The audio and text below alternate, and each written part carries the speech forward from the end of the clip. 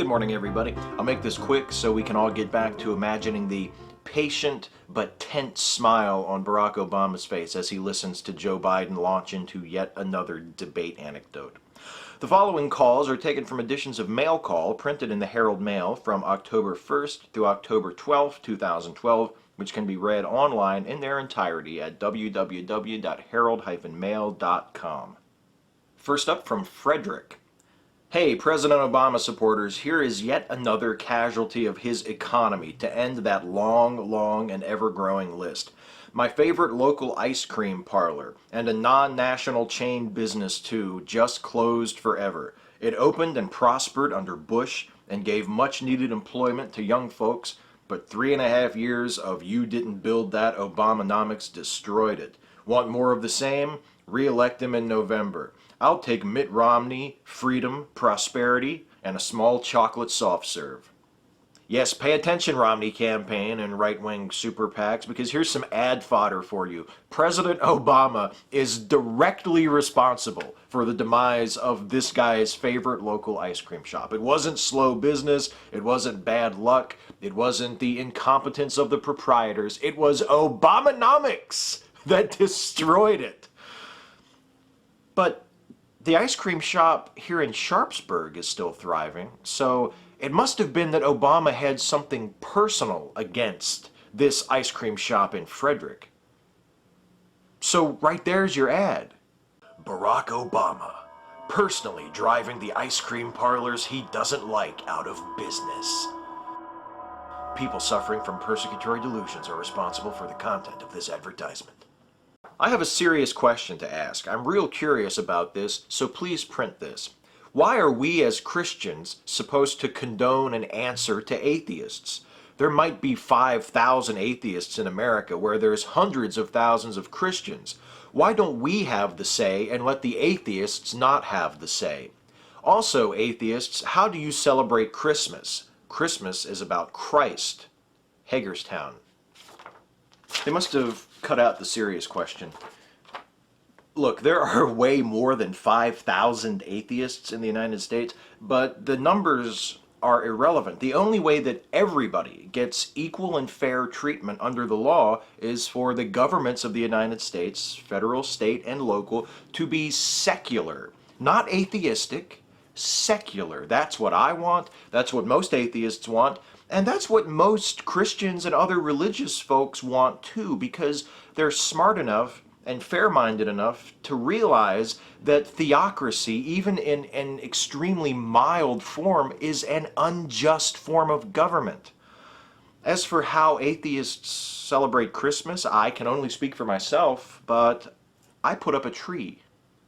We were told that MSNBC has already projected President Obama the winner, and the dead will not need to vote in this election.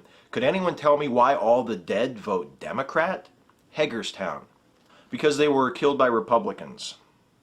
Concerning a comment in Mail Call on Wednesday, September 26, a person said they wanted to thank the Antrim School Board for removing the Lord's Prayer and thinking that Christians are, above the law. No, that is not the case. Nobody was saying that they were above the law. This is just something that they had done and had never been a problem. Secondly, the quote at the end of this comment says, "One nation with liberty and justice for all." Okay, that has nothing to do with... Secondly, it was misquoted. It's "one nation under God with liberty and justice for all." Hagerstown. The quotation is from the Pledge of Allegiance, and "under God" has only been there since 1954. Here is another Christian crying like a titty baby over a local school board belatedly acting in compliance with the Establishment Clause. While you are thanking the Antrim School Board for removing prayer, I am saddened. You have the choice to leave the room, to accept Christ or deny him. No one can make that decision but you. Your comments are disturbing. God loves you, and so do I. Hagerstown. But it isn't a church. It's a meeting of a school board. It's a public entity convening to conduct public business. And that choice you mentioned about either accepting or denying Christ is not a choice that should be imposed on every person who chooses to attend that school board meeting. not everyone is a member of your religion. And not everyone who is a member of your religion insists on looking at everything through Jesus-colored glasses. Look, here's another comment from a few days later that I think explains the problem pretty well. When any government group, agency, committee holds an official public meeting and begins with a prayer, the perception is that government is attempting to establish a religion. If the meeting agenda schedules a time for silent prayer, then people of every religion will have their time to pray silently. Praying aloud during this time only makes you look foolish and fanatical. Arrogant, aggressive Christians impress no one. If you want to spread your religion, it would behoove you to appear kind and humble. Religion cannot be force-fed. Hagerstown. So there you go. One tiny quibble. I think it's better to say religion should not be force-fed, since obviously it can be force-fed and is being force-fed every day to billions of children all over the world, for example. That's one of the main reasons why religion still exists. And also, the moment of silence thing, which was the compromise that the school board reached, instead of opening with the Lord's Prayer, they'll just have a moment of silence so that people can pray if they want to.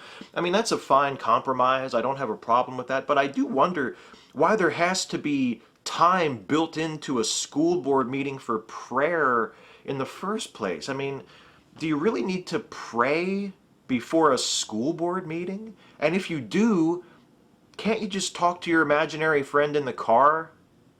I'd like to say thank you to Jim Roscoe from Boonesboro. His letter to the editor says it all about President Obama, and anybody who watched the debate Wednesday night should understand what's going on. Mitt Romney said he was not going to tax the middle class. He's going to get the American people jobs, and that's one of the biggest things to bring up our economy. Hancock. You might be asking yourself, how is Mitt Romney going to get the American people jobs? And the answer is really quite simple. Once he's elected, Romney will take possession of the magical job sack, which Obama has kept in his covetous Kenyan clutches lo these 4 years. For though the magic of the job sack may be used to bestow employment upon the American people, Obama has abused its power, stolen jobs from hard-working citizens, and hoarded them jealously within its enchanted velvety folds. Remember this, my people, remember this. On the day of election, you must cast your vote for Mitt Romney and the liberation of our stolen jobs from the Dark One. The trouble in the Mideast is the fact that we have a very weak president, and they know it. He would rather apologize and lie about the cause of the problem than to stand up and be a man and act strong. I hope we change this in the next election. Williamsport. To critics of his foreign policy, on the right, he's an ineffectual wimp with no balls, and to critics of his foreign policy, on the left, he's a remorseless killer who carelessly murders civilians in drone strikes. Obama must be doing something right. And wrong. And finally from Hagerstown, in response to the obvious Christian on October 2nd, we don't spend our life fighting a God that doesn't exist. We are fighting people like you who can't accept the fact that we do not believe in a God because we know better to believe in something that does not exist. So, sincerely, another fellow atheist. Cheers to you, fellow local atheist. You see that, religious folks? We're coming out of the woodwork. We've been here all along, but now at last we emerge into the light of day in numbers greater than you ever dared imagine. Jaws set, eyes drawn narrow, focused on one goal: to make this country live up to its ideal of being a place where no one ever has religion pushed on them by the government, and where people are free to believe or not believe whatever the fuck makes sense to them. Doesn't that sound nice? Thanks for watching.